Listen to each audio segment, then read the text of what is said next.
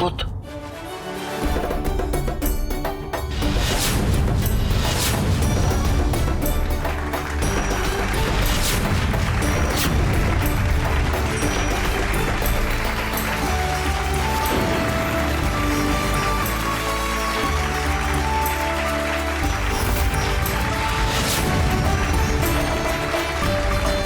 पंडित रामकृष्ण ने तो खेल ही पलट दिया। तुम्हारी पराजय हो चुकी है शैतान सिंह, और हमारे आज के विजेता है पंडित रामकृष्ण। पंडित रामकृष्ण की, पंडित रामकृष्ण की, पंडित रामकृष्ण की, पंडित रामकृष्ण की। पंडित रामकृष्ण, तुमने अपनी तलवार कब छोटी करवाई? शैतान सिंह, तलवार तो मैंने लंबी बनवाई ही नहीं थी। मैंने तो केवल म्यान लंबी बनवाने के लिए कहा था। 8 हाथ लंबी म्यान से कार्य नहीं चलेगा कोतवाल जी। अब तो 15 हाथ लंबी म्यान चाहिए।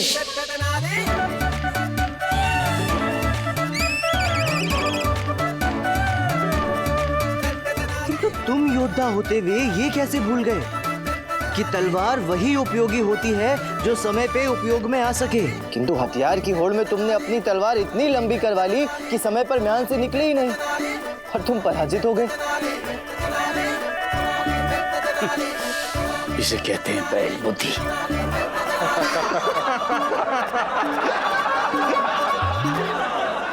पंडित रामकृष्ण, काट दो मेरी गर्दन। मैं पराजित हो चुका हूँ। आज तक मैंने जितनों को भी परास्त किया है, उनकी गर्दन को मैंने धड़ से अलग कर दिया है। मैं पराजित हो चुका हूँ। अब मुझे जीने का कोई अधिकार नहीं है, इसलिए काट दो मेरी गर्दन।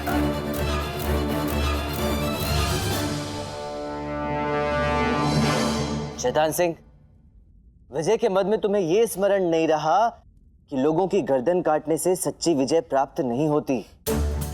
अब तक तुमने जितने लोगों की भी गर्दनें काटी हैं, वो किसी का पुत्र होगा, किसी का पति होगा, किसी का भाई होगा।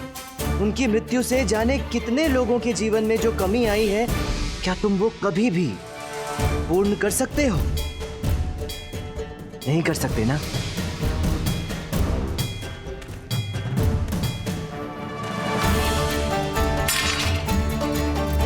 इसलिए मैं तुम्हें नहीं मारूंगा। ये युद्ध विजय और पराजय का था, और मैं तुम्हें पराजित कर चुका हूं। अद्भुत पंडित रामकृष्ण, ये होती है सच्ची खेल भावना। अद्भुत। पंडित रामकृष्ण की, पंडित रामकृष्ण की, पंडित रामकृष्ण की, पंडित रामकृष्ण की, पंडित रामकृष्ण की, पंडित रामकृष्ण की, पंडित रामकृष्ण की। पंडित रामकृष्ण,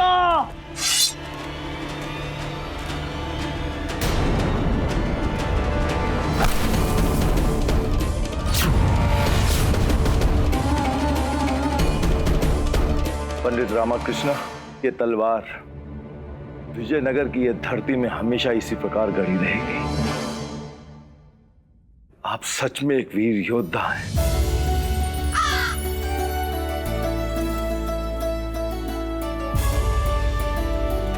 पंडित रामकृष्ण की जय! पंडित रामकृष्ण की जय! पंडित रामकृष्ण की जय! पंडित रामकृष्ण की जय! इस बार तो तुम हमसे बच गए पंडित रामकृष्ण। अब देखते हैं अगली बार कैसे बचोगे हमारे चक्रव्यूह से।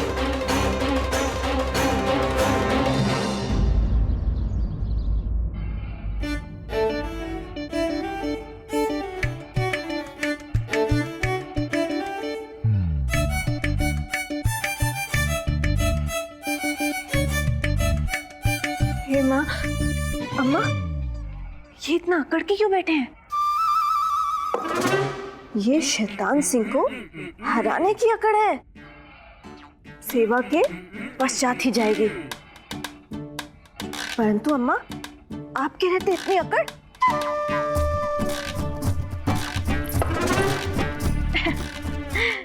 रामा, बता, क्या खाएगा? हम तेरे लिए स्वादिष्ट व्यंजन तैयार करते हैं। ये हुई ना बात। मुझे खाने हैं हलवा, पूरी, मेदू वड़ा और हाँ, पूरी खस्ता होनी चाहिए। अवश्य, उठा लो। पहले सामने परोसो तो सही, तब उठाऊंगा ना। हमारे कहने का अर्थ है कि अर्थ वगैरह बाद में, पहले यहाँ से रसोई में जाओ, चूल्हा जलाओ, करछी उठाओ और पूरियां तलना आरंभ वो तो कर ठीक है, परंतु जाओ। ये गुंडप्पे। बापू, ज्यादा अकड़ मत दिखाओ, कहीं ऐसा ना हो कि मार मार के आपको पूरी की तरह फुला दें।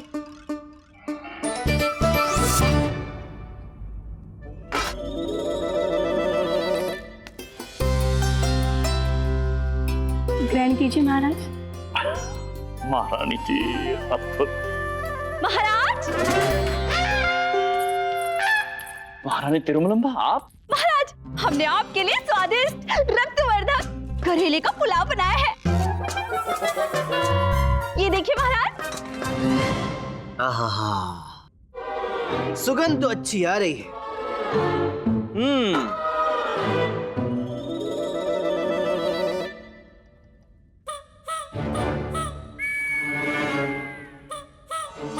नमक तनिक कम है, किंतु कोई बात नहीं, नमक की मात्रा बढ़ाई जा सकती है, घटाई नहीं जा सकती। इसलिए तुम दोनों ने सराहनीय कार्य किया है अम्मा और शारदा।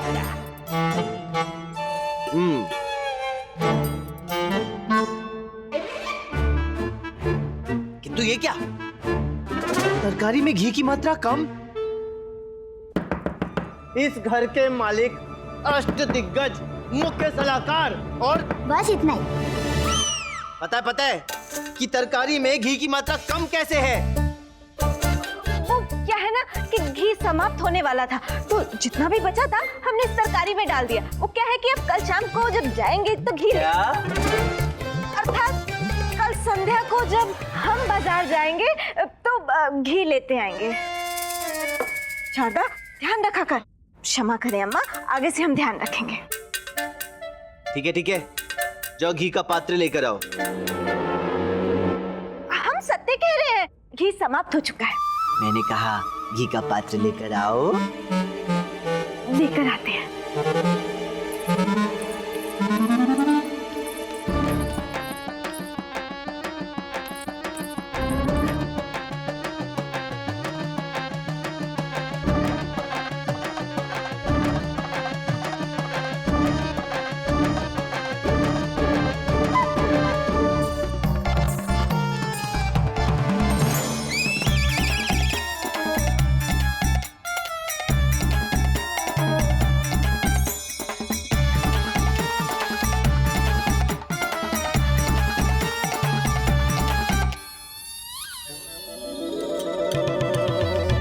अब आएगा मजा।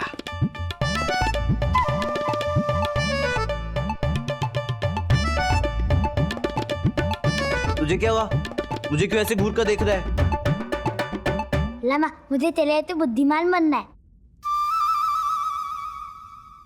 देख गुंडप्पे, मैंने तुझे पहले ही बोला है, यदि बुद्धिमान बनना है तो आश्रम जाना होगा, शिक्षा ग्रहण करनी होगी, गुरुकुल में रहना होगा। लामा, गुरुकुल तो वन में होते हैं ना? हाँ, सभी गुरुकुल वन में ही होते हैं। तो मैं गुरुकुल नहीं जाऊंगा। अरे ठीक है, जैसी तेरी इच्छा। अरे लगा, हमें भूख नहीं है। हाँ? हमारा पाचन ठीक नहीं है। इतने स्वादिष्ट व्यंजन जो आपने बनाया है महारानी चिन्ना देवी, वो हम ग्रहण नहीं कर पाएंगे। आज हमारे पेट में हमें ठीक नहीं लग रहा है। परंतु महाराज, नहीं महारानी तिरुमलम्बा, हम नहीं खा पाएंगे। कृपया इन व्यंजनों की थाली को ले जाइए। महारानी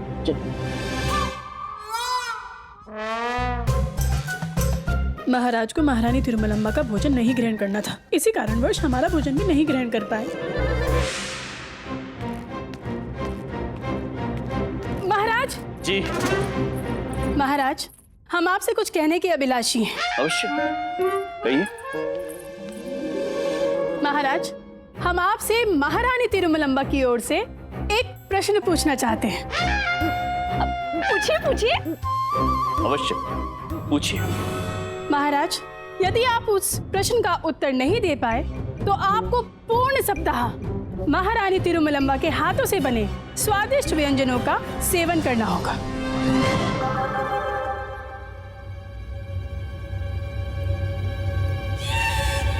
और कोई बहाना नहीं चलेगा। परंतु हम। परंतु क्या महाराज? नहीं, प्रश्न पूछिए। जी, ये है हमारा प्रश्न। मुद्राएं? जी महाराज, यही तो हमारा प्रश्न है। आपको ये तीनों मुद्राएं व्यय करनी होंगी।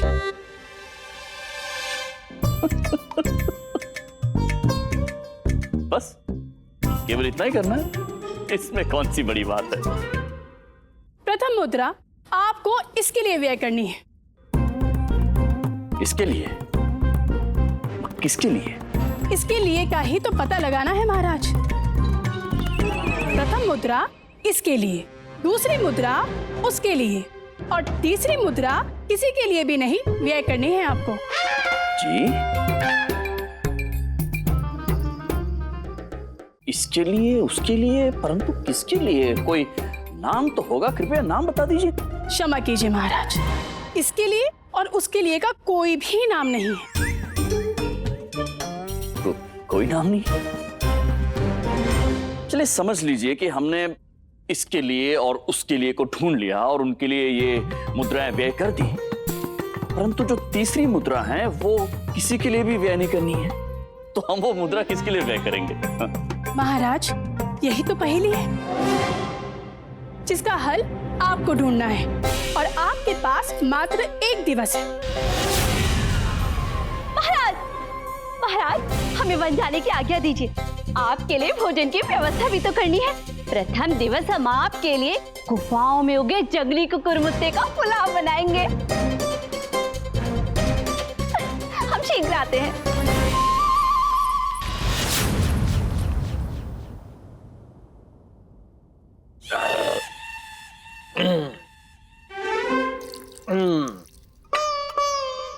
लामा, मुझे बुद्धिमान बनाने के वतन से पलट लाए। अरे मैं कहाँ पलट रहा हूँ, तू पलट रहा है गुंडप्पे। देख, वन में बहुत सारे ऋषियों के गुरुकुल हैं। उनमें से जो सबसे अच्छा गुरुकुल है वहाँ तुझे भेज देते हैं। यही एक तरीका है बुद्धिमान बनने का, और कोई तरीका नहीं है। नहीं अम्मा, वन में नहीं।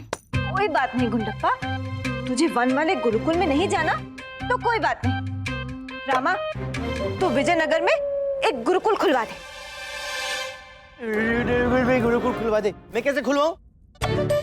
तू महाराज का विशेष सलाहकार है, अब तो अष्टदिग्गज भी बन चुका है। महाराज को कहकर विजयनगर में एक गुरुकुल खुलवा दे। किंतु अम्मा, नगर में भी भला गुरुकुल होते हैं क्या? और कौन सा गुरु नगर में गुरुकुल खोलने के लिए तैयार होगा? तैयार नहीं होगा तो तैयार कीजिए ना, आप किस लिए हैं? गुंडप्पा आपका मित्र है ना, क्या आप उसके लिए इतना भी नहीं करेंगे? अरे मैं,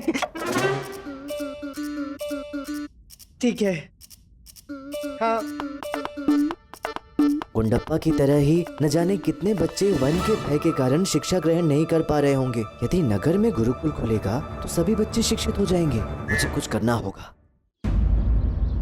नहीं गुरुजी नहीं, मैं आपका प्यारा शिष्य धनी हूँ गुरुजी। लग जाएगी। नहीं गुरुजी।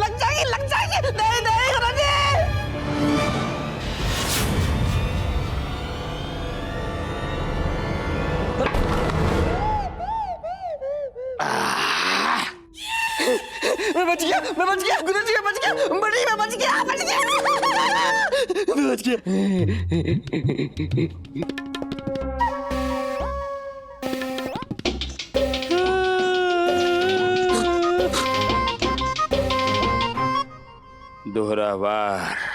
दोहरा वार योजना विफल हो गई शैतान सिंह और दिव्यदास वाली। कोई बात नहीं, इस बार हम अवश्य सफल होंगे।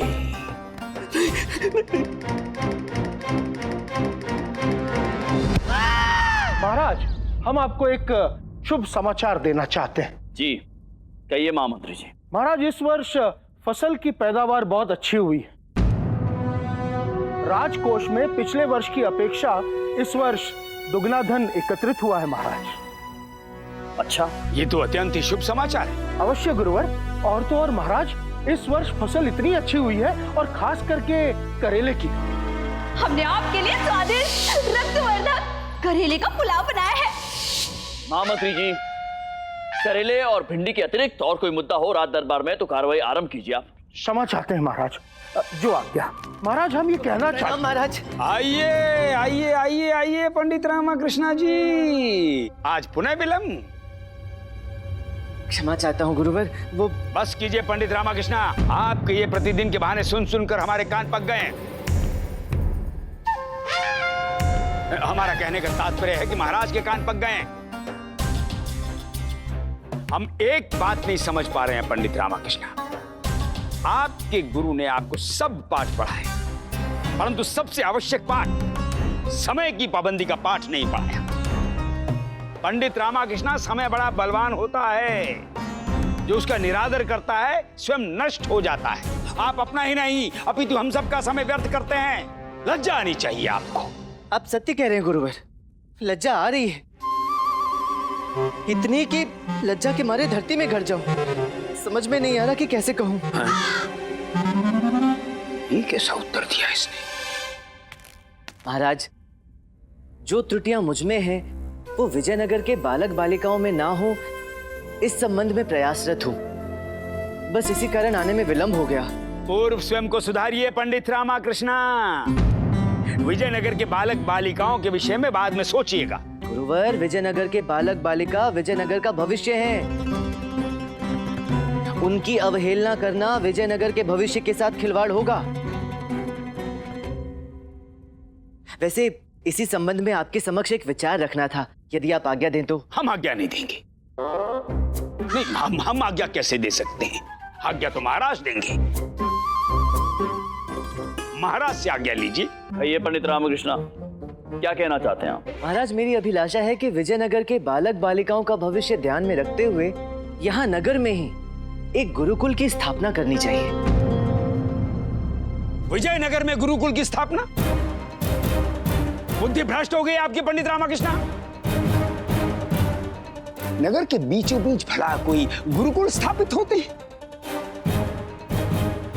ना ना ना ना महाराज, गुरुकुल का तो अर्थ ही होता है संसार के भोग विलास से अलग रहकर शुद्ध मन से शिक्षा ग्रहण करना।